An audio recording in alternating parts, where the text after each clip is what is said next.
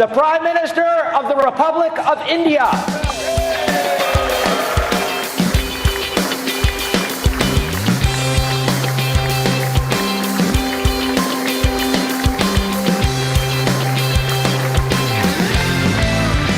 Have you ever walked into a room and felt someone's presence before they even said a single word? What if I told you that this particular magnetic quality isn't just about being the loudest or even the smartest, but it's something much deeper than that. It's called gravitas, which is actually the cornerstone of executive presence.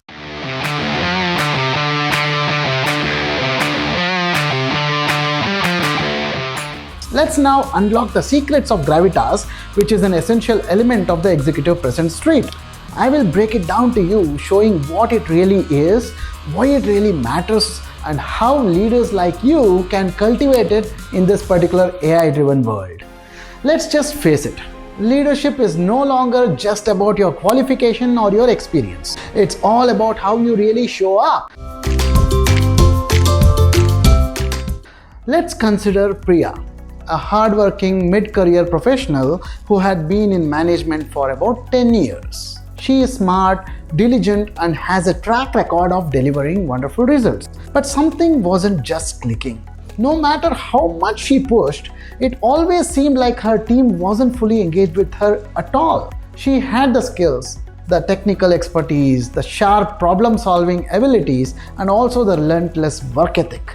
But somehow, with all this also, she couldn't shake the feeling that there was something which she was really missing. She watched all other senior leaders around her, just like her director Ramesh, who always had the it factor with him. Whenever Ramesh entered a room, people sat up, they leaned in, and they also respected his every single word.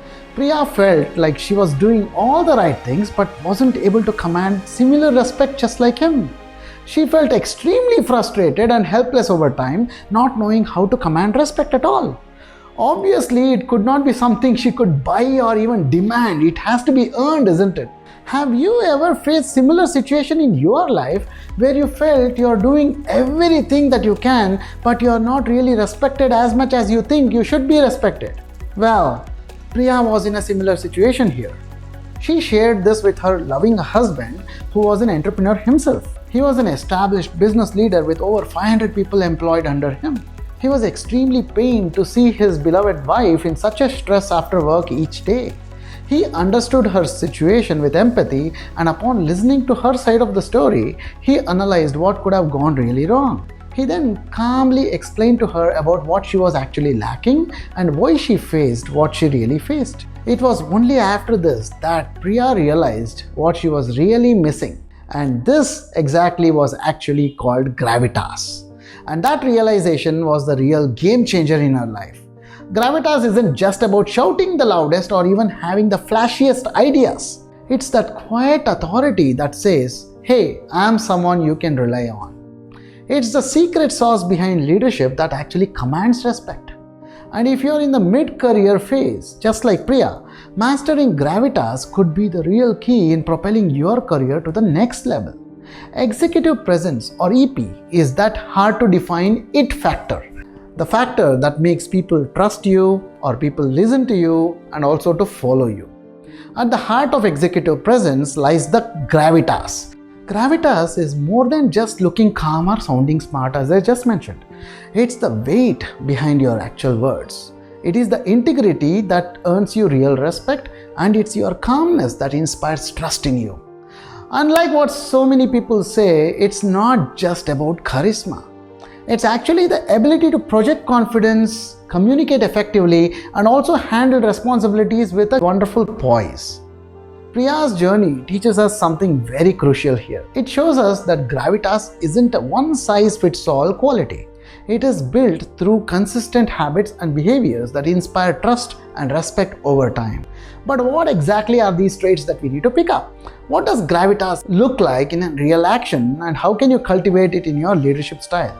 Let's look at this. When we break gravitas down into its key traits, it reveals three important components to it. First is about how confident and decisive you are as a leader. I'm sure you know MS Dhoni, one of India's most iconic cricket captains. Who can forget him, is it not? Absolutely magnificent. Dhoni finishes off in style. A magnificent strike into the crowd. India lift the World Cup. Whether it was leading India to victory in the 2011 Cricket World Cup, or whether it was when making split-second decisions under pressure, Dhoni exemplified gravitas. He wasn't the loudest voice on the field, but his calm, methodical approach earned him trust of his team and the respect of millions of people around. His ability to deliver clarity under pressure exactly shows that gravitas is not about noise, but it's about steady, decisive leadership when it really matters the most. The second trait of gravitas is about the emotional intelligence and empathy factor. Are you aware of Jacinda Ardern? Well, in case you're not, she is the former Prime Minister of New Zealand. Her leadership during crises, especially right from the Christchurch attack up until the COVID-19 pandemic, it was completely marked by her compassion and her empathy. We still have a gender pay gap.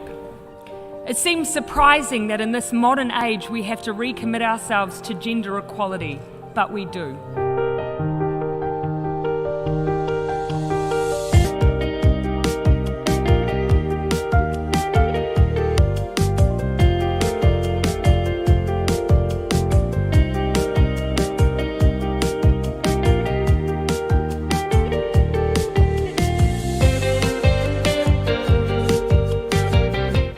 Every semi-automatic weapon used in the terrorist attack on Friday will be banned in this country.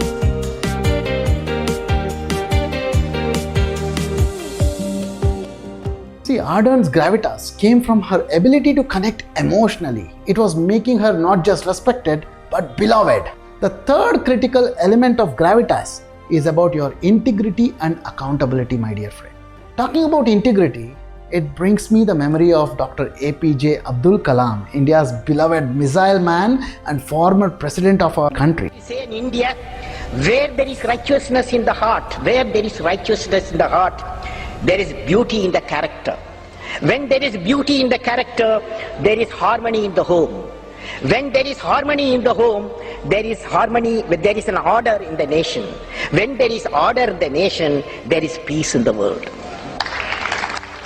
This noble person was known for his unwavering commitment to ethics and national service. Dr. Kalam led by example and consistently aligned his actions with his values. Whether mentoring young scientists or inspiring millions through his speeches, his gravitas came from his humility. It came from his integrity, and it also came from his dedication in doing what was right, even in the face of challenges. His life is a testament to how integrity actually builds a legacy of respect and trust. Now, let's return back to Priya's story, the mid-career leader that we earlier talked about. You see, Priya had the qualifications, she had the experience, and she had even the charm. But each time she led a meeting, her team seemed completely disengaged. Why was this happening? She was making the same mistakes many aspiring leaders make when trying to demonstrate gravitas. She was overemphasizing her style over her substance. Priya spent hours perfecting her appearance on aspects such as power suits, strong posture, these kinds of works. But when her ideas were being challenged in the meetings, she crumbled. She often responded defensively as well. In essence, she had prioritized looking confident over really being confident. What you need to know from this is that gravitas isn't about appearances, it's about depth. Imagine that you're in an elevator with the CEO and they ask, "What's your plan to solve problem X?" It all then boils down to whether you have the sharp, informed response or not. You need to focus on honing your expertise first, because true gravitas shines when substance backs your style. Returning to our story, one time Priya gave a fantastic presentation on improving team efficiency, but her delivery felt very cold.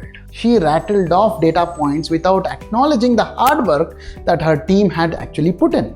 Her audience felt really dismissed and they were not inspired at all. This was the second type of typical mistake she did, what leaders typically do. She did not demonstrate emotional intelligence here at all. Gravitas without emotional intelligence is like a bridge without support. Instead, Priya could have paused to thank her team or ask for their input. She didn't do that. Imagine a leader who, after presenting a bold vision, takes a moment to say, "Hey, I couldn't have done this without you." That's the kind of leader people actually want to follow always. Don't you like a leader who gives you due credit to your work effort? So if you have noticed, another common mistakes that leaders do is that they try to avoid difficult conversations. This is exactly where Priya really struggled as well.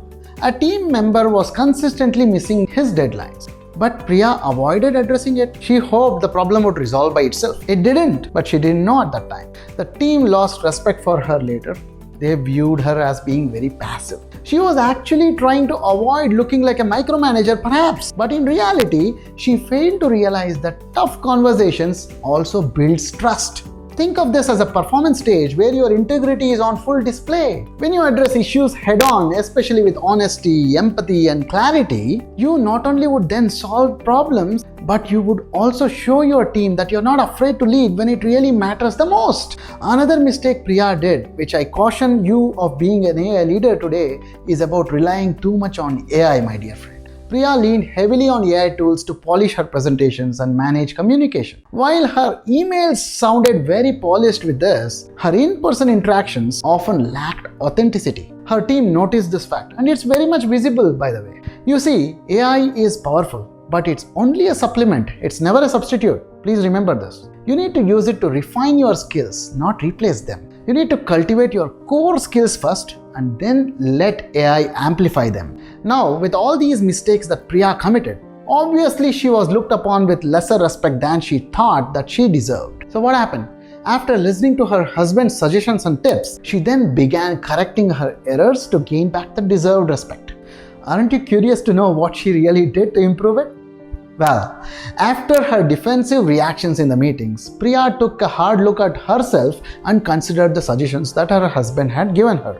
She started asking herself, why do I feel the need to prove myself so aggressively? Through self-reflection, she realized that her nervousness actually had stemmed from a fear of being perceived as inadequate. This is also called imposter syndrome. Knowing this, she decided to change herself. The next time her ideas were challenged, Priya didn't jump to defend herself. Instead, she paused, she acknowledged the question, and then responded calmly by responses such as, "Hey, that's a good point, let's explore that further," and so on. That simple act of composure actually made her team lean in and listen to her. Here is the takeaway for you. Please know that gravitas begins with your composure. The next time you're faced with pressure, please remember Priya's shift here. You need to pause, breathe, and then own the moment with grace. Priya also had realized that her presentations lacked the punch. Her turning point came when she recorded one of her own team meetings and then reviewed it herself. She noticed filler words, she noticed weak phrasing, and also a lack of structure in her own speech. Determined to improve on this, she practiced in front of a mirror and then joined public speaking workshops as well. Maybe you can also try Toastmasters Club. A few months later, Priya stood in front of her team and she delivered quarterly review that was very concise, very powerful, and also inspiring. This time, no one was scrolling through their phones. Instead, they were extremely captivated. For you, the lesson here from Priya is you need to rehearse important speeches or meetings before you deliver them. Record yourself, analyze your delivery, and then you need to refine it. You will be amazed as how such a deliberate practice transforms your ability to hold your room. Do you remember how Priya's emotionally detached delivery actually had alienated her during her efficiency presentation in the past? Yes, she then realized that leadership wasn't just about data. It was actually about people. So, she began making it her habit to connect with her team one-on-one. And she also asked them questions such as, "Hey, what challenges are you really facing? And how can I support you?" Such kind of questions. One day, when a team member actually opened up about a personal issue affecting their work, Priya listened without judgment. She did not jump to solutions.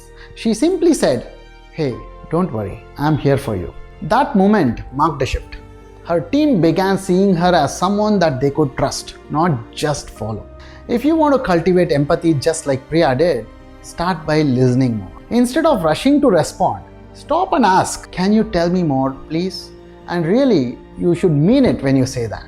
Hence, remember, empathy actually builds bridges. and gravitas is built on those connections as well. While Priya was working on all these corrective actions on herself, she didn't just hope to improve. She actually tracked her growth extremely well. After each single meeting, she asked herself, did I stay calm? Did my words actually resonate with my team? Did I connect with my team? And so on. She also invited feedback from her trusted colleagues even when it stung. By the end of the quarter, Priya could see the difference. Not just in how she felt she could see the difference, but in how her team actually responded to her after that. Meetings were very much engaging after that. Difficult conversations were handled with great ease, and her presence actually started carrying weight that she had never seen before. So, here is your challenge. Take one area where you want to improve. It could be either staying calm under pressure, or communicating with clarity, or even listening actively.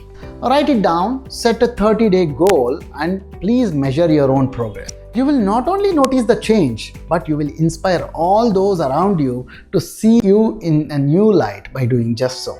So my dear friend, gravitas at its core has always been about character, confidence, and your integrity. But here is the real truth. In today's fast-paced, ever-evolving world, gravitas has taken on a new meaning in itself. It is no longer just about commanding authority with charisma or being the loudest voice in the room. This is the thing of a past.